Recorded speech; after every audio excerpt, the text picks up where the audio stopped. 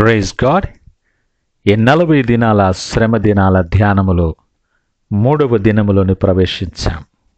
నీ ఆత్మీయ ప్రయాణాన్ని ఆరంభించిన తొలి దినాలలో ఎంతో ఉజ్జీవింపబడి వాక్యము ద్వారా బలపరచబడి ప్రయాణాన్ని ముందుకి కొనసాగించాలని ఆశపడుతున్న ఈ నేపథ్యంలో ఈ దినము కూడా దేవుడు నీతో మాట్లాడాలని ఆశపడుతున్నాడు.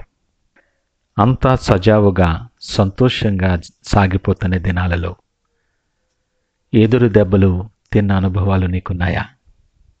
విరుగగొట్టబడి నలుగుగొట్టబడి గుండె చెదిరిన పరిస్థితులు ఎప్పుడైనా నువ్వు దాటి వచ్చావా?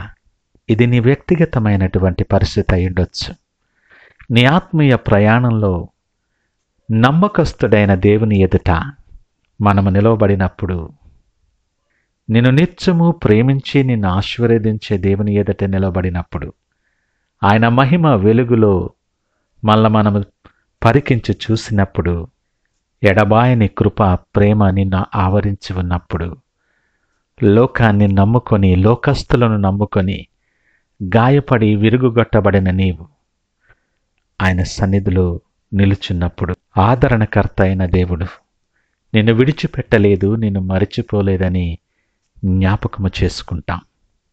నువ్వు విరుగుగొట్టబడ్డావని, నలుగుగొట్టబడ్డావని, గుండె చెదిరిన స్థితిలో ఉన్న నిన్ను ఈ లోకం విడిచిపెట్టొచ్చు. నువ్వు ప్రేమించిన వారు విడిచిపెట్టొచ్చు. నీ కుటుంబస్తులు, రక్త సంబంధీయులు నిన్ను దూరపరచి ఉండొచ్చు. ఒంటరిగా నీవు మిగిలిపోయి ఉండొచ్చు. భక్తితో విశ్వాసముతో నిన్ను ఆరాధించుతున్నాను కదా ప్రభువా, నాకెందుకు ఈ కష్టాలు వచ్చాయి, ఎందుకు నా మార్గములో అనుమతించావని దేవుణ్ణి అడగాలనుకుంటున్నావేమో. ఆయన అనుమతి లేకుండా నీ జీవితంలో ఏమి జరగదు. కష్టాలు ఎందుకు అనుమతించాడో తెలుసా? నువ్వు నడుస్తున్న మార్గంలో నువ్వు కష్టాల్లో ఎదుర్కొంటున్నప్పుడు, ఎదురు దెబ్బలు, అవమానాలు, అపనిందలు నీవు మోస్తున్నప్పుడు, నిన్ను నిజముగా ప్రేమించేవారెవరో, ఇంతవరకు నీ మీద ప్రేమ నటించిన వారెవరో నీవు తెలుసుకోవాలని ఈ కష్టాన్ని నీ ప్రయాణంలో అనుమతించాడు ఆయన. పరిస్థితుల రీత్యా నువ్వు విరిగిపోయి చెదిరిపోయి ఉండొచ్చు, కానీ నువ్వు ఎంపిక చేయబడ్డవానిగా దేవుడు నిన్ను చూస్తూ ఉన్నాడు. ధైర్యము తెచ్చుకో. ఈ దినపు ఆరాధన నిమిత్తం కీర్తనల గ్రంథము నుండి 51వ కీర్తన 17వ వచనాన్ని ధ్యానము చేద్దాం. విరిగిన మనస్సే దేవునికి ఇష్టమైన బలులు. దేవా, విరిగి నలిగిన హృదయమును నీవు అలక్ష్యము చేయవు. The sacrifices of God are a broken spirit, a broken and a contrite heart, O God, you will not despise. ఆదరణకర్త అయినటువంటి తండ్రి ఆయన దగ్గరకు వచ్చు వారిని ఎంత మాత్రము త్రోసివేసే దేవుడు కాదు. నీ విరిగిన స్థితి, పగిలిన నీ స్థితిని బట్టి లోకస్తులు నిన్ను దూరంగా ఉంచవచ్చు. నిన్ను ప్రేమించిన వారు ముఖం చాటేసుకొని ఉండొచ్చు. రక్త సంబంధికులు నీకు దగ్గరగా కూడా కనబడకపోయి ఉండొచ్చు. గుండె చెదిరిన వారిని బాగు చేయవాడు. నీ పగిలిన ముక్కలన్నీ తీసుకొని ఆయన దగ్గరకు నువ్వు రా. ఆయన వాటన్నిటిని బాగు చేసి నూతన హృదయాన్ని నీకు అనుగ్రహించబోతూ ఉన్నాడు. ఎప్పుడైతే నిన్ను నువ్వు తగ్గించుకొని ఈ గుండె చెదిరిన స్థితికి నువ్వు నడిచిన పాపపు మార్గాలు, నీ పాపం అవన్నీ ఒప్పుకొని ఆయన తట్టు చూడగలిగితే ఆయన మరలా నిన్ను కట్టువాడు.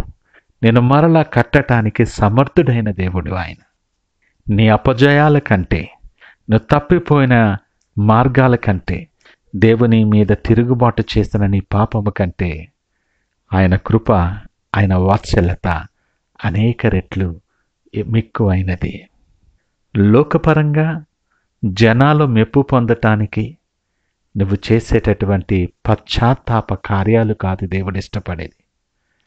విరిగి నలిగిన మనస్సే ఆయనకిష్టమైన బలి. ఈ లెంట్ ప్రయాణం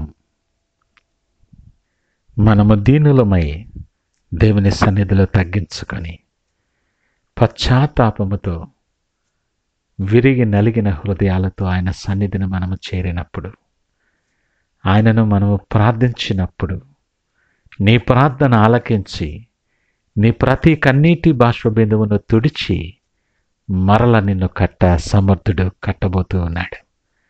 ఆ ప్రకారముగా నువ్వు కట్టబడాలని, ఆయనను హత్తుకుని నువ్వు జీవించాలని నిన్ను వాక్యము ద్వారా ప్రేమపూర్వకముగా నిన్ను హెచ్చరిస్తూ ఉన్నాడు.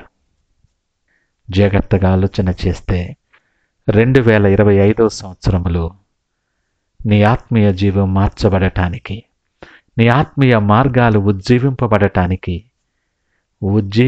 చేసుకోవటానికి, నిన్ను నీవు సరి చేసుకోవటానికి, తప్పిపోయిన మార్గాల్లో మరలా తిరిగి చేరటానికి దేవుడు నీకు ఇచ్చిన నూతన అవకాశమని జ్ఞాపకము చేసుకో.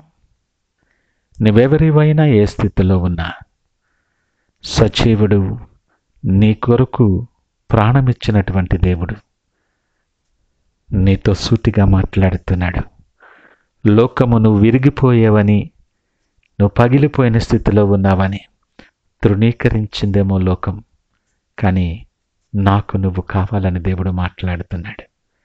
ఆయన వైపు చూస్తూ ప్రార్థనాపూర్వకముగా ఈ నూతన దినాన్ని నీవు కావాలని ఇష్టపడే దేవుని సన్నిధిలో ప్రార్థనతో దినాన్ని ఆరంభిద్దామా? ప్రార్థించుకుందాం.